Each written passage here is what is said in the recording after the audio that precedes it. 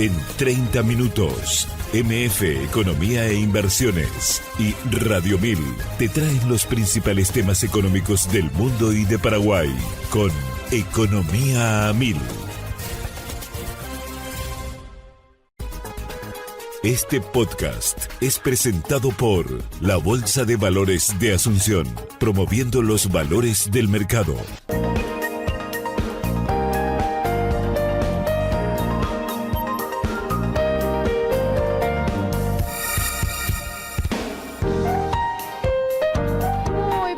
Buenos días, bienvenidos a una emisión más aquí de Economía 1000. Muchas gracias por acompañarnos todos los días. Aquí vamos de 11 a 12 y como todos los días me acompaña Ada Caballero. ¿Cómo estamos, Ada? ¿Qué tal? Bienvenida. Buen día, Prince. Buen día a la audiencia. ¿Todo bien? ¿Y vos? Todo en orden también, ya esperando a nuestro invitado, quien se suma en segundos. Pero, como es habitual aquí en Economía 1000, haremos y hacemos el pimponeo de las principales noticias económicas del día. Adelante, Josema.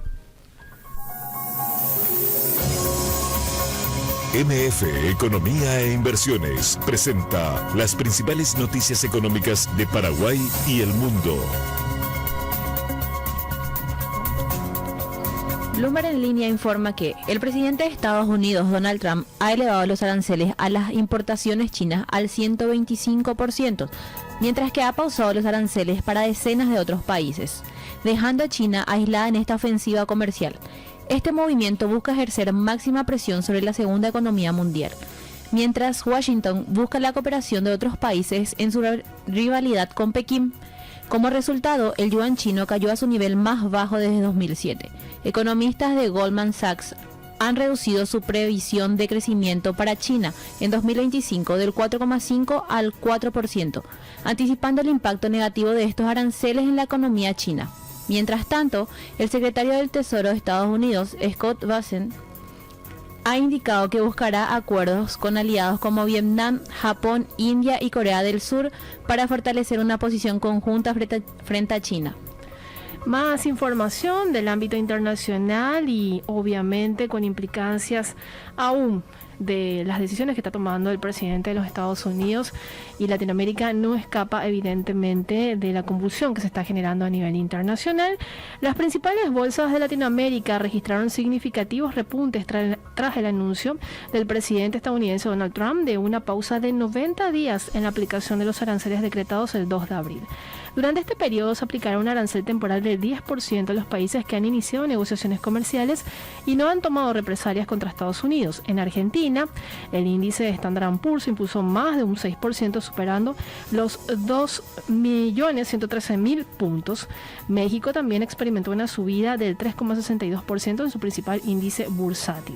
Brasil no se quedó atrás, con el Bovespa escalando un 3,25% hasta alcanzar los 128 puntos. En Chile, el índice IPSA subió un 3,5, situándose en 7.430 enteros. Colombia y Perú también vieron incrementos en sus principales indicadores bursátiles, con el Colcap y el índice general de la Bolsa de Valores de Lima aumentando un 2,26% y más de un 2,7% respectivamente. América Economía dice que estos movimientos reflejan una disminución en la incertidumbre comercial y una reacción positiva de los mercados ante la tregua arancelaria. Más información a nivel regional. Sí. También Bloomberg en línea informa que el gobierno de Estados Unidos, bajo la administración de Donald Trump, decidió mantener el arancel del 10%, como ya habías mencionado, a las importaciones argentinas, a pesar de haber anunciado una pausa de 90 días para nuevos aranceles en el caso de otros países. Esta medida fue confirmada por la portavoz y el secretario del Tesoro, quienes indicaron que el arancel base sigue vigente para las naciones que ya lo tenían aplicado. Antes de esta medida, Argentina enfrentaba un arancel promedio del 1,2% sobre sus exportaciones a Estados Unidos, mientras que aplicaba un 6,4% a las importaciones estadounidenses. El mantenimiento del arancel genera preocupación en el sector privado argentino, que esperaba señales de alivio comercial. Con esta decisión, el país deberá enfrentar un mayor costo de acceso al mercado estadounidense durante al menos los próximos 3 meses. Y el Banco Central del Paraguay dio a conocer el indicador mensual de la actividad económica del Paraguay, conocido como IMAEP, Y en febrero, la actividad económica continúa mostrando un buen dinamismo interanual, dice este reporte del BCP. En base a informaciones preliminares, el IMAEP registró un crecimiento de 4,9% con respecto al mismo mes del año anterior. Con este resultado acumuló un crecimiento de 5,9% a febrero 2025. En el crecimiento interanual incidieron los desempeños positivos de los servicios, las manufacturas, la generación de energía eléctrica, la ganadería y la construcción. Sin embargo, el resultado negativo experimentado por la agricultura atenuó el crecimiento de la actividad económica. En los servicios registraron desempeños interanuales positivos las actividades de transportes, comercio, servicios gubernamentales, intermediación financiera, servicios a los hogares, restaurantes y hoteles, servicios inmobiliarios, telecomunicaciones y servicios de información y servicios a las empresas. Dentro de las manufacturas, las actividades con las mayores incidencias positivas se dieron en la producción de carnes, lácteos, molinerías y panaderías, bebidas y tabacos, químicos, textiles y prendas de vestir, papel y productos del papel, productos metálicos y maquinarias y equipos. No obstante, estos resultados fueron atenuados por las variaciones negativas en la producción de aceites, azúcar, cueros y calzados, madera, minerales no metálicos y metales comunes. El BCP también da cuenta que la generación de energía eléctrica de las binacionales observó un comportamiento interanual positivo en febrero, al igual que la distribución de energía eléctrica. La ganadería también verificó un buen desempeño en términos interanuales debido al mayor nivel de faenamiento de vacunos y cerdos, atenuado por el menor nivel de faenamiento de aves, menor producción de leche cruda y de huevos.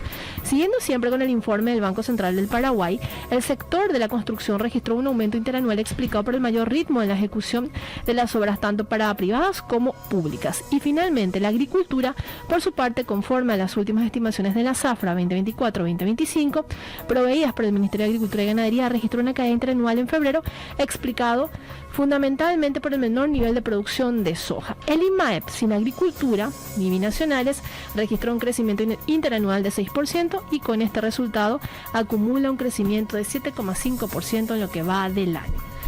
Y de esa manera se está comportando la economía en un escenario un tanto ambivalente, con resultados positivos en algunos sectores y con otros como reacomodándose. Y ya lo tenemos en línea, ya lo tenemos aquí en piso a nuestro entrevistado de hoy, Enrique López Arce, especialista en temas laborales. ¿Cómo estamos, Enrique? ¿Qué tal? Bienvenido, gracias por estar. Muchísimas gracias, Prince, a la colega también, un saludo cordial a la audiencia. Y hablemos de empleo, que nos interesa a todos, ¿verdad? Es cierto, la costumbre de Enrique, en línea es yo. Te tengo acá en piso, eso es lo importante, porque vamos a aprovechar al máximo tu presencia aquí. Cuando estamos hablando del empleo, siempre es como un indicador dentro de la economía un tanto complejo, Enrique, porque vienen a jugar y a tallar muchos otros factores en ese sentido. Y Paraguay presenta grandes desafíos que los sigue trabajando, pero evidentemente aún queda mucho por hacer. Si tuviéramos que hacer una evaluación, Enrique, al menos de lo que fue el cierre del año 2024 y ya los primeros 3 meses del año 2025, y bueno, entrando ya al cuarto mes, pero no lo tomamos como cerrado, ¿cómo lo estás viendo en líneas generales? Bueno, tenemos que decir de que el Paraguay está sacando la cabeza, ¿verdad? Estamos mejorando. Justamente estoy haciendo un informe sobre el tema de desocupación, ¿verdad? Desempleo abierto. Si analizamos, por ejemplo, el cuarto trimestre del 2024, que son las últimas cifras oficiales que tenemos, versus el tercer trimestre del 2023, encontramos que de 162.000 buscadores de empleo bajamos a 142.880. Y vos sabés que eso se mantiene en varios trimestres. Estoy cerrando el año para poder cantar, pero yo diría que aproximadamente tenemos 20.000 buscadores menos, ¿verdad? Dentro del escenario positivo, dentro del ¿verdad? escenario es positivo, ¿verdad? O sea, sí. Uno dice, bueno, espera un poco, 20.000 aproximadamente disminuyó el desempleo, sí. Esta ya es una tendencia, pero por otro lado seguí teniendo esos 142.000. Y si sumamos los 106.000 de la subocupación, ¿verdad? Tenemos 4,6 de desempleo, 3,4 de desocupación, 106.000 son casi 250.000 paraguayos que están en búsqueda activa, que es un número alto, considerable. Totalmente. Pero versus, digamos, los primeros años después de la pandemia, hay que recordar 2020, 2021, tuvimos pandemia, y 2022, 2023 nos estamos recuperando. Podemos decir que en el 2024 de verdad ya se están viendo indicadores muy positivos. Sigue habiendo mucha gente buscando empleo, ¿verdad? A nosotros nos sigue asustando la cantidad de gente que va a buscar, pero dentro de todo es positivo porque significa de que tiene esperanza de encontrar, ¿verdad?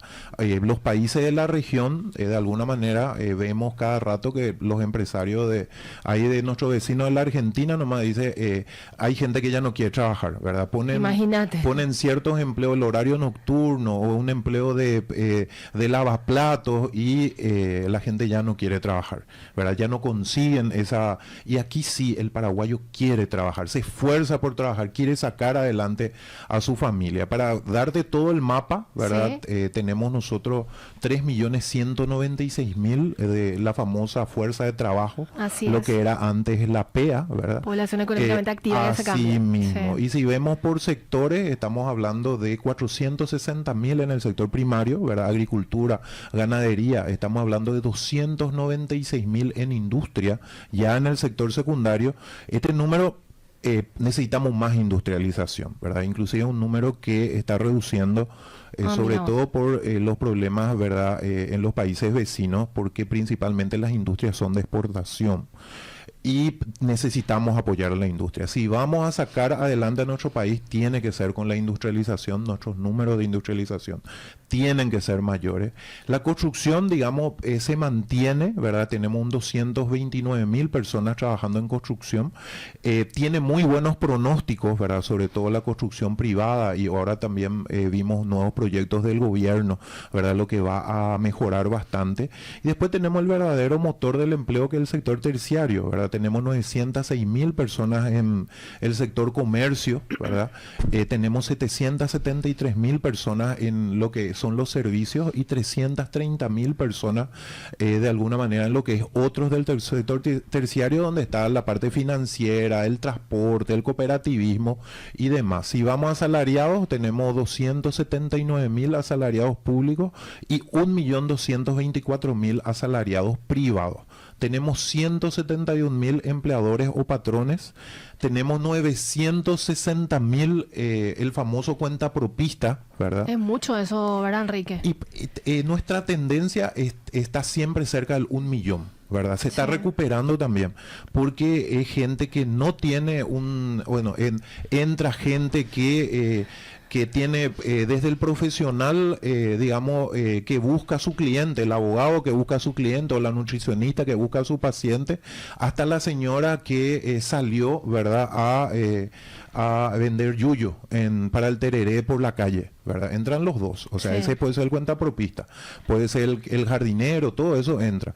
Pero nuestra tendencia está ahí nomás, ¿verdad? Un número menor aumentó, eso significa que la gente se anima, ¿verdad? Y nuestra tendencia está cerca del 1 millón, siempre estamos cerca del 1 millón. Y después tenemos el empleo doméstico, que mejoró también, ¿verdad? Tenemos 220.000 personas en empleo doméstico, y eso nos muestra que la gente tiene para pagarle a la empleada. Claro. Porque si bien no es solo el sector urbano, pero cuando las cosas no van muy bien, ¿verdad? Limpiamos nuestra casa nosotros nomás. Es ¿verdad? cierto. Pero cuando nos sobra un poquitito ya le llamamos a la empleada doméstica, aunque sea una vez por semana. Entonces nos muestra algunos números que de a poco nos vamos recuperando, ¿verdad? Pero siempre respetando, porque normalmente cuando estoy en la radio siempre respeto eso, ¿verdad?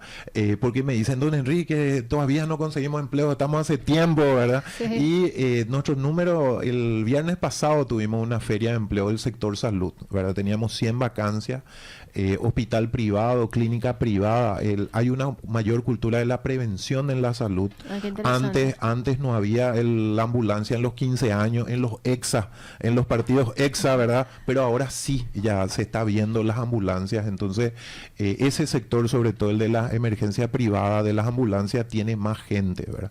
Y sumando con hospitales, con clínicas, con cadenas de farmacia, llegamos a 100, pero se nos acercaron 1.200 personas. Entonces, vos por un lado decís, bueno, me estoy esforzando, le pudiste ayudar a 100, pero ahí vienen las disculpas que siempre pedimos porque no pudimos ayudar a 1.100, ¿verdad?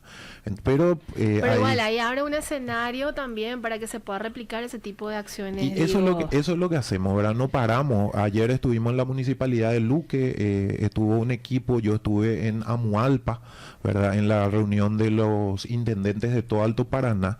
Y es interesante lo que está pasando en Alto Paraná, ¿verdad? El intendente de Naranjal, sí, Eduard Schafra, me decía, por ejemplo, que están trayendo una fábrica adicional, ¿verdad? De partes, y están negociando con una fábrica de Corea. O sea, hay interés, ¿verdad? El Paraguay es atractivo, el clima de negocio del Paraguay es atractivo.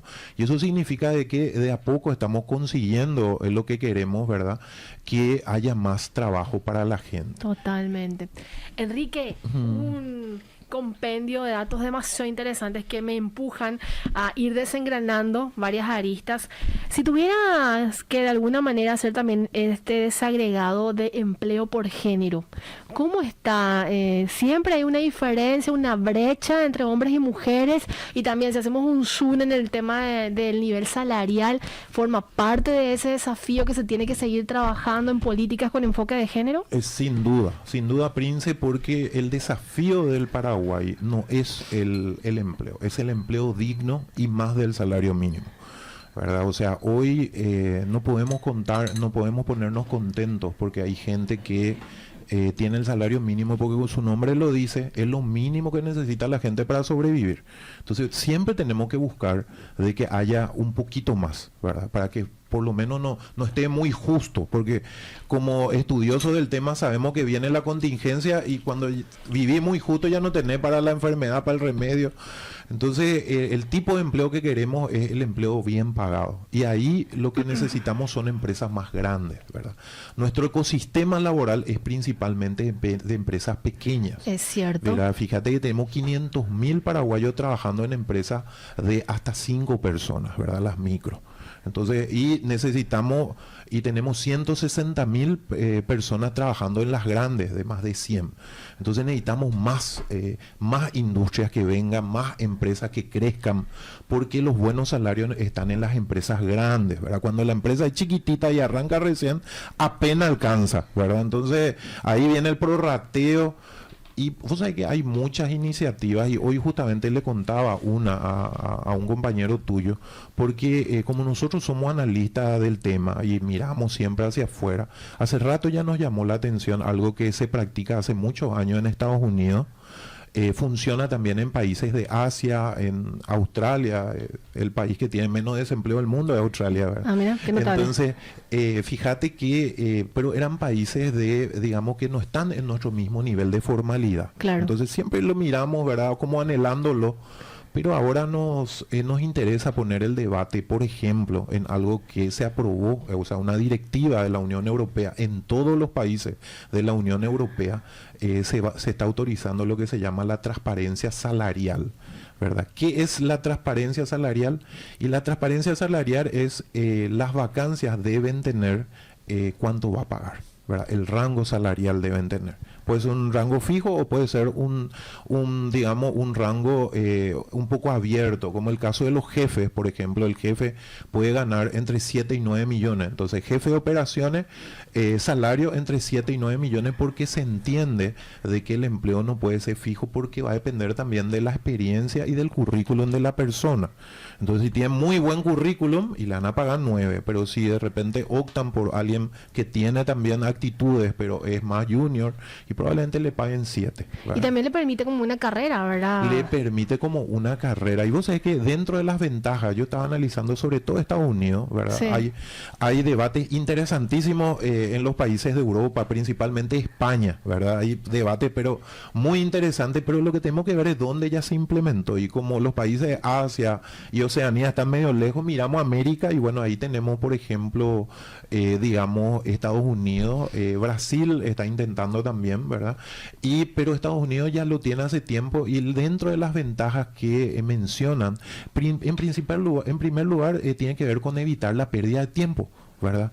Porque de repente cuando vos te postulás a una posición y no dice el salario, y vos empezás con una entrevista, a lo mejor no te dicen el salario en esa primera, va a la segunda, en la segunda te dicen, y ahí descubrí que no, lo que ustedes quieren pagar no es lo que yo quiero, ¿verdad? Y más todavía si le ponemos, y nos ponemos en lugar del paraguayo en general, digo, tenemos como cierta pena de preguntar, ¿verdad? En la primera entrevista, porque es como, me estoy autodescalificando. Me estoy autodescalificando. Cuando es un derecho, ¿verdad? Es un derecho, y vos sabés que en todos estos países que hablamos, digamos, sí o sí no hay vacancia que se publique, es obligatorio en Estados Unidos por ley y en los países de la Unión Europea por directiva de la Unión Europea, que tiene también rango de ley, ¿verdad? Claro. Entonces ocurre eso que vos decís, fíjate, evita la pérdida de tiempo, ¿verdad? Tanto para la empresa, pues imagínate entrevistarle 2 veces y después no quiere ese salario que le ofrece, y para el trabajador también, para el buscador de empleo, el futuro trabajador también,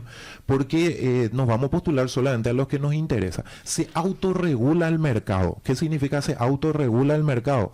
Que el mercado, como todos los mercados del mundo, va poniendo los precios en base a la oferta y la demanda.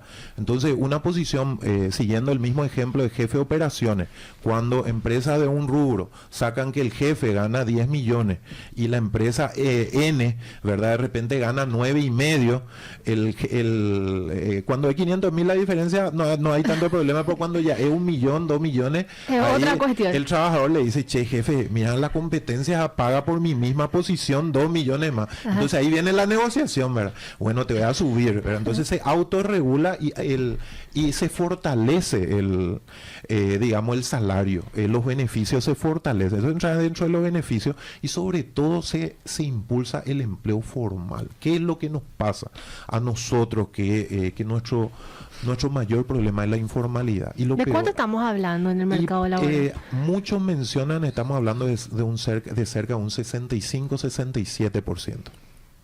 Es mucho eso, ¿verdad? Para un país como el nuestro. Pero nos pasa igual que la pobreza, ¿verdad? Sí. Nuestra pobreza, que hoy es 21, en algún momento tuvo 50. Sí. Entonces, con la informalidad inclusive la teníamos más alta, ¿verdad? En los gobiernos, en los diferentes gobiernos, se fue disminuyendo. Volvió a subir un poquitito en pandemia, pero ahora, digamos, estamos mejor. Sí, porque cuando estamos hablando justamente de esta arista de la informalidad, tiene sus desventajas dentro de toda la economía también, desde el sector privado, que tiene que de alguna manera cargar también con eso en el futuro, y obviamente también las finanzas públicas, ¿verdad? Así mismo, la competencia desleal, ¿verdad? Sí. La competencia desleal, yo pago todos los impuestos, soy menos competitivo que aquel que está en la calle, no le paga el salario mínimo, es más fácil, entonces su producto es más barato. Y por el lado del gobierno, como dijiste, entra menos impuestos, ¿verdad? Así es. Y lo que está pasando, los beneficios que nosotros estamos viendo, ¿verdad? Con esas otras leyes, ¿verdad? Tiene que ver con, por ejemplo, el informal ya no va a poder publicar. Pues lo que pasa en nuestros medios, Prince, tiene que ver con muchos de los empleos que vemos en redes, son empleos trampa. Entonces aterrizamos ese término antes de irnos al corte. El empleo trampa es aquel que te dice vení, trabajar, te doy salario fijo, beneficios acorde al cargo, y el joven principalmente está dirigido a jóvenes, ¿verdad? Se va a trabajar y le dice, bueno, yo te doy un salario fijo de 500,000 guaraníes. Pero por el salario mínimo es 2, y vas a hacer tu salario, pero tenés que vender por 10 millones, ¿verdad? Okay. Entonces ahí es una trampa, porque el joven se va ilusionado, ¿verdad? Y en realidad no respeta la ley laboral, y tenemos muchísimo en redes. Entonces el salario es acorde al cargo, trampa, salario fijo, y nos dice desde salario mínimo, trampa, y te rompe el corazón, porque lo peor es que la gente por necesidad acepta, Príncipe. Entonces sí, es que es obligatorio poner el salario, el informal o va a tener que pagar lo que dice la ley, o ya no va a poder publicar. Qué interesante, Enrique. A mí me generan muchísimas otras preguntas, pero me gustaría desplegarlas a la vuelta del corte. Te quedas con nosotros hasta el final, ¿cierto? Vamos a seguir con Enrique López a la vuelta del corte, hablando más sobre el empleo aquí en Paraguay.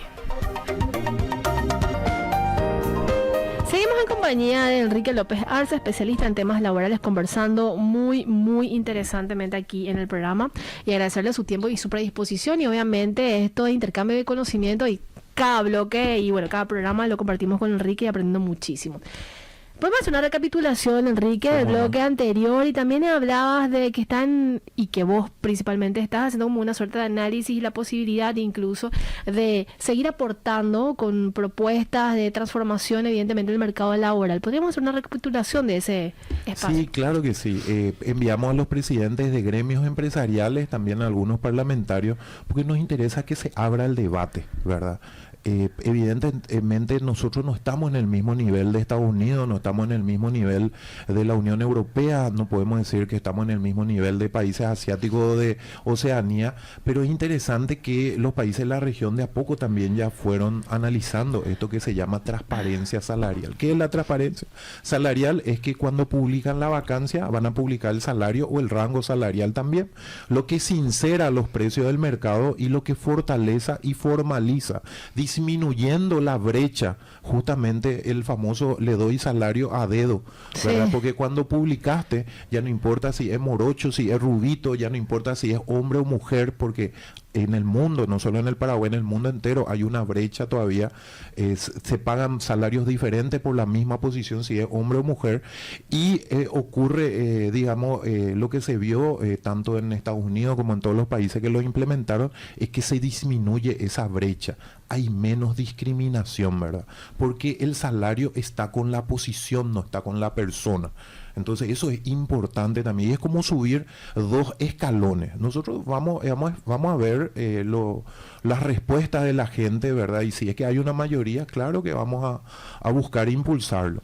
Estamos con otras iniciativas también, ¿verdad? Hay sectores que de repente no tienen, ¿verdad?, un día propio. Existe el día del contador, el día del abogado, hay días, profesiones, trabajos que tienen sus días, pero otros no tienen, ¿verdad? Como el caso de los sectores vulnerables, que son trabajo, digamos, básico, pero muy honrado, ¿verdad? El caso del pintor, por ejemplo. Sí. El pintor de obra no tiene su día, ¿verdad? Y nosotros que estamos cerca de los trabajadores nos dicen, don Enrique, todos tienen su día, menos nosotros, los pintores de obra. Entonces, y en otros países sí tienen su día, ¿verdad? Entonces, estamos analizando también, viendo, justamente son 10.000 pintores que no tienen su día. Y ellos dicen, va a ser como cantar un gol, como festejar una victoria de Paraguay, si es que nos dan nuestro día. Y quieren también, si todos tienen, ¿por qué lo que nosotros somos menos o qué nos dicen, verdad? Claro. Entonces, analizamos, escuchamos, apoyamos, ¿verdad? Y yo particularmente creo que este gobierno está haciendo un esfuerzo gigante, ¿verdad? Yo le apoyo al gobierno y sí tengo mi punto de vista, ¿verdad? Siempre tengo mi punto de vista y me gusta estudiar, me gusta investigar y analizamos siempre, ¿verdad? No es que, apoyamos por apoyar, sino siempre vamos a tener nuestro análisis, ¿verdad? Pero vemos que son más cosas positivas, ¿verdad? Yo te quería contar una cosita nomás. Adelante. Fíjate que en una ocasión, lo que pasa en el país, cuando yo era director nacional del empleo, una de las funcionarias viene llorando, ¿verdad? Y yo le digo, ¿qué te pasa, verdad? Y me dice, señor, tienen que conocerle a esta persona, demasiado me golpeó lo que pasó, ¿verdad? Y le sube a la persona a mi oficina y era una mamá, ¿verdad? Una mamá más o menos de 40 años, una mamá, se notaba que tenía algo acá en la frente, ¿verdad? Era una especie de moretón en la frente. Y yo le digo, ¿qué le pasa, verdad? Ella también llorando. Y me cuenta, ¿verdad? Mi esposo, la persona con quien convivía, no recuerdo si era su pareja o su esposo, sí, le pegaba, ¿verdad? Y le reventó una latita de cerveza acá en la frente, ¿verdad? Y ese, dice, fue el granito de arena que colmó todo. Le denuncié, le llevaron preso, pero ella quedó con 2 criaturas y él era el que metía la plata, ¿verdad? Que es la realidad de muchas familias. Es la realidad de muchas familias, ¿verdad? Y ahí empezó a llorar más y se sincera y me dice, no, yo estuve ayer, me fui a la calle Palma y me prostituí, señor, me dice, ¿verdad? Sí. Porque ya no aguanto que mi bebé le cargue agua con azúcar. Al biberón le cargaba agua con azúcar pues no tenía para la leche. Entonces esas cosas son las que te golpean, ¿verdad? Terminamos Totalmente. Con final feliz porque ella consiguió empleo en una empresa del sector comercial, un mini súper en la zona de Capiatá, cerca de su casa. Pero cuando viene cuando yo escuché que había 1 millón de niños que van a tener el desayuno, ¿verdad? Esa historia me viene a la mente y me acuerdo, ¿verdad? Pues fue una de las historias que me quedó grabada y me acordé hasta el último día de mi vida. O sea, ¿qué no haría una mamá o qué no haría un papá por darle de comer a sus hijos? Entonces, eso, por ejemplo, en cuanto al desayuno escolar me llegó, ¿verdad? Lo otro que podemos poner sobre la mesa tiene que ver con nuestro primer empleo, ¿verdad? Sí, esa es otra cosa que me gustaría abordar contigo. Y también un componente que después le pasó a Ada, de la alta rotación. De hecho, nosotros le tuvimos ayer al presidente de Cifarma, a don Gerardo García, y él expresaba así su preocupación. Sí, totalmente, saludos para él. Expresaba su preocupación de la alta rotación en los jóvenes, decía. Mientras nosotros como industria farmacéutica, y sabemos, y vos mejor que nadie sabes, Enrique, es como un sector muy especializado y evidentemente el conocimiento que se le transmite y parte del capital humano es sofisticado, y llevar cierto tiempo y después que la persona tenga que salir otra vez es como una pérdida relativamente de tiempo tanto para la empresa y bueno, no tanto para el empleador, que finalmente es como una ganancia, ¿verdad? Pero más para la empresa que está invirtiendo en ese sentido, en conocimiento, ¿verdad? ¿Qué es lo que pasa? ¿Es así? ¿Hay una alta rotación? Evidentemente, eso es un fenómeno mundial, ¿verdad?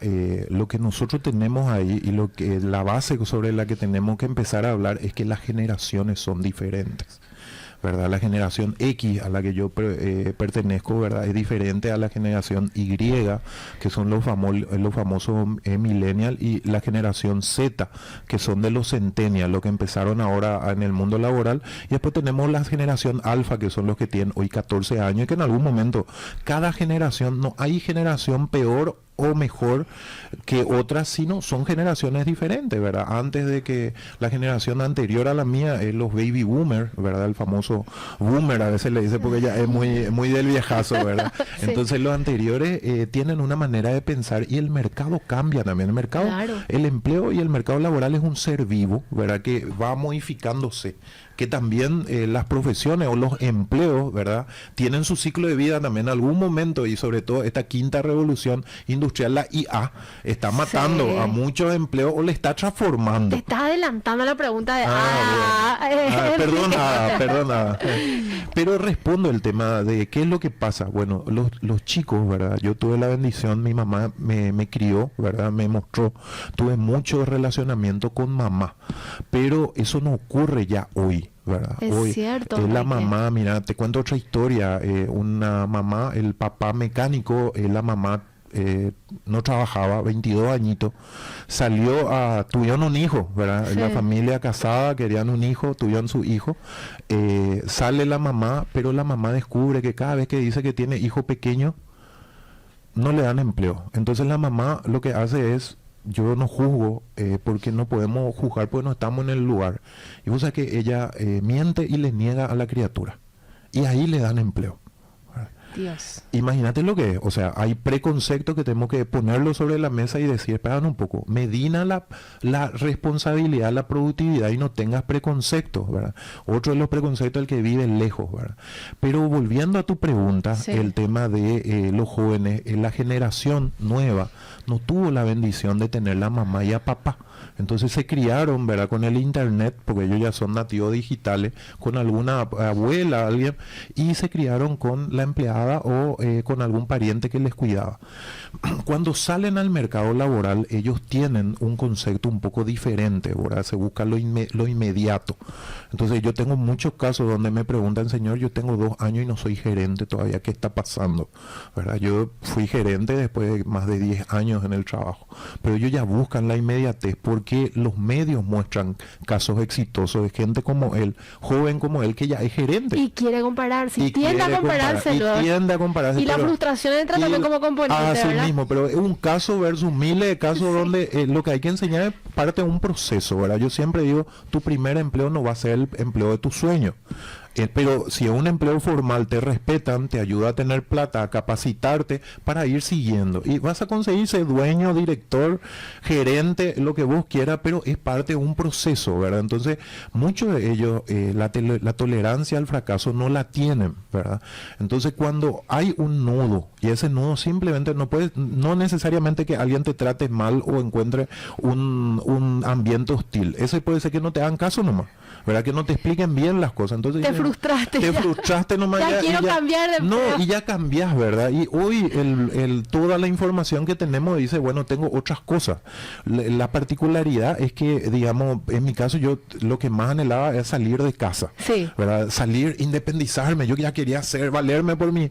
Bueno, las nuevas generaciones le tienen aversión a eso, no les molesta seguir en la casa de mamá y papá, ¿verdad? Entonces son características de cada generación, pero yo, por ejemplo, tengo conocimiento adquirido de la tecnología. Las nuevas generaciones dominan todo lo que es tecnología. Entonces ocurre lo que menciona muy bien Gerardo, es así mismo como dice, y por ello en el mundo entero, fíjate que se usa mucho el coaching y mezclar generaciones. Te doy un caso real, porque sé que me va a autorizar, porque un gran amigo, Eduardo,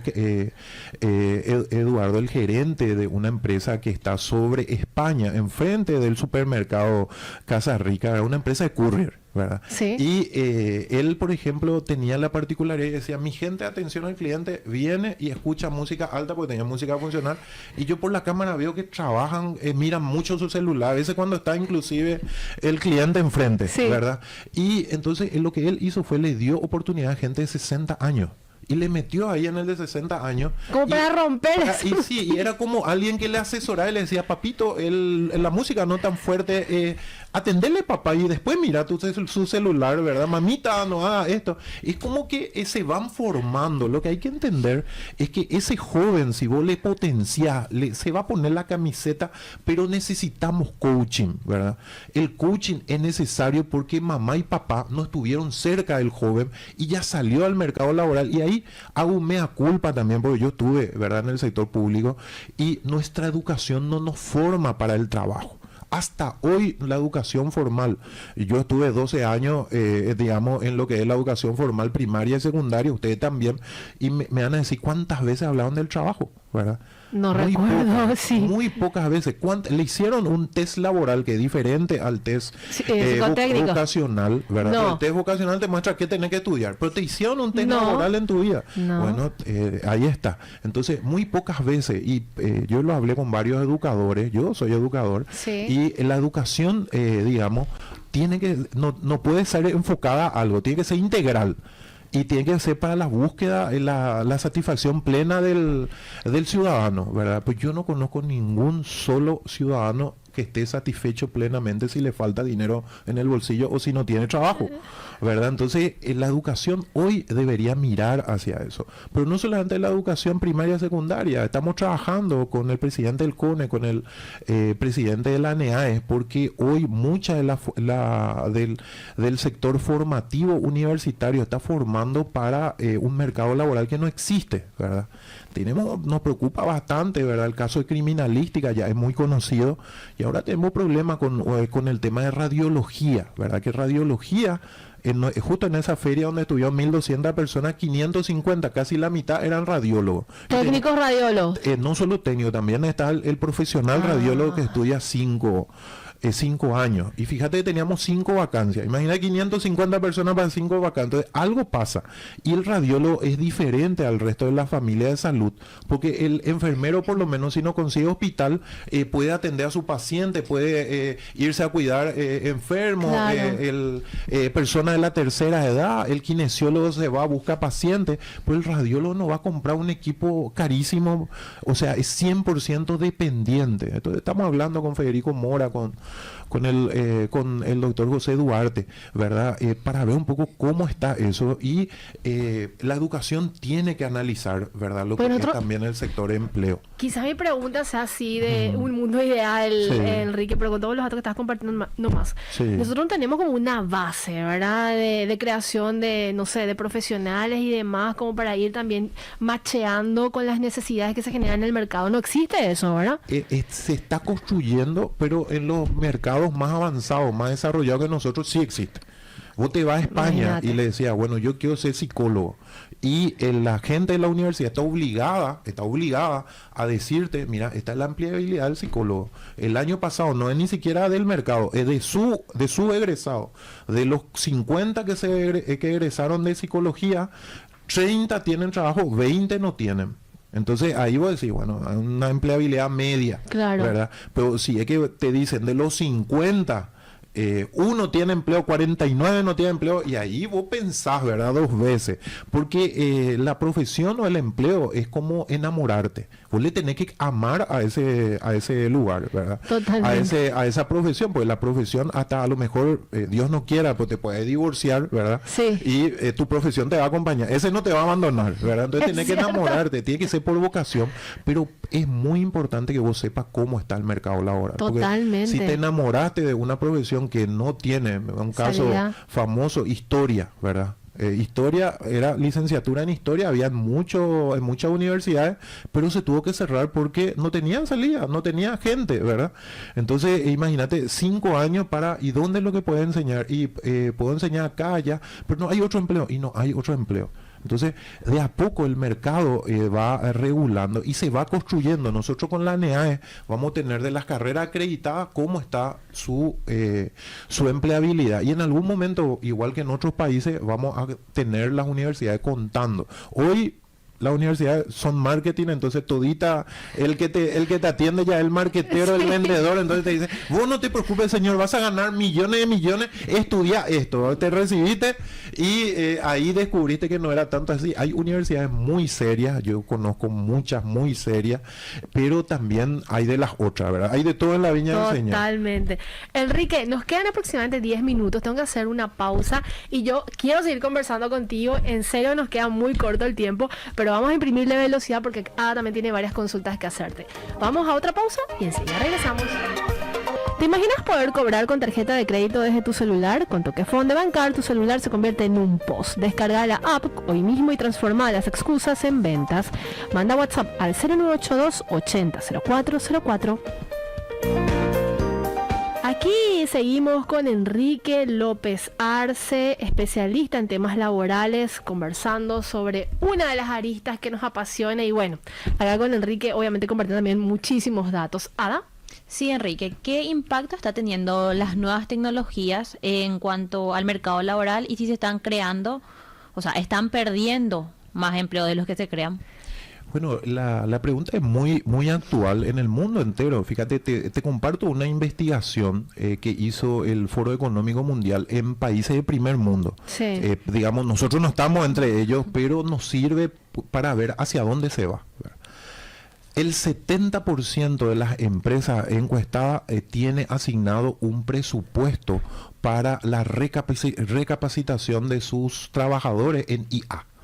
Hoy la IA, la empresa que no use IA va a perder competitividad, ¿verdad? Entonces, imagínate el vendedor clásico que sobre su experiencia ofrece, un vendedor que usa la IA, ¿verdad? Le dice a ChatGPT, mi cliente tiene este rango de edad entre 18 y 25 años, gana 60 millones al año y le quiero vender una moto. ¿Cómo hago? ¿Verdad? Sabe manejar, pero tiene un poco de miedo. Entonces, la IA te da estrategias, te enseña y bueno, ahí hay muchísima inteligencia, ¿verdad? Entonces, va a ser mucho más exitoso la empresa, el vendedor que use la IA, ¿verdad? El abogado que haga la consulta, la IA en instante tiene pero un análisis de toda la jurisprudencia, que le dice, haceme el texto de tal cosa, el marquetero que le dice, bueno, yo quiero lanzar un spot, haceme, Sí. y la IA ya te hace, o sea, el que no use la IA va a ser como el internet, ¿verdad? En algún momento la gente dijo, todos vamos a usar internet. Bueno, hoy todos usamos internet.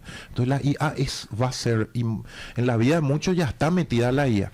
Entonces, fíjate, a nivel mundial, de cada 10 empresas, y 3 probablemente no tengan presupuesto nomás, o si no, iban a querer también, ¿verdad? Entonces, 7 de cada 10 tiene que recapacitar a sus trabajadores. Enrique, perdón, Sí. y hay que entender también, y vos como especialista en el tema, de que la inteligencia artificial, y esto es algo que yo desmitifiqué yo misma, ¿verdad? Sí, sí. Que no termina entorpeciendo, sino al contrario, ¿verdad?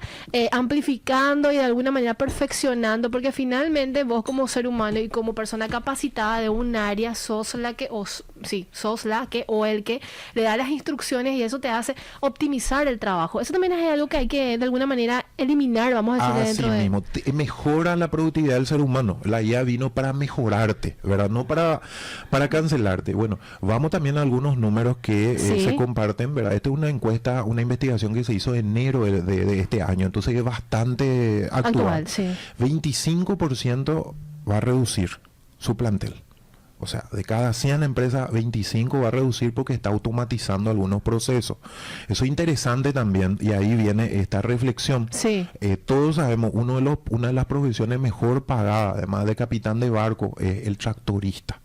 Pero los nuevos tractores ya no necesitan tractoristas, ¿verdad? Ya se van a manejar solo, vos manejas por software, con el GPS, y pueden estar trabajando, le carga combustible y pueden estar trabajando 24 horas. Esos tractores ya tenemos en el Paraguay, ¿verdad? Son más caros, por eso no lo tienen todo, pero las multinacionales hoy las tienen. Entonces, la posición del tractorista cambia.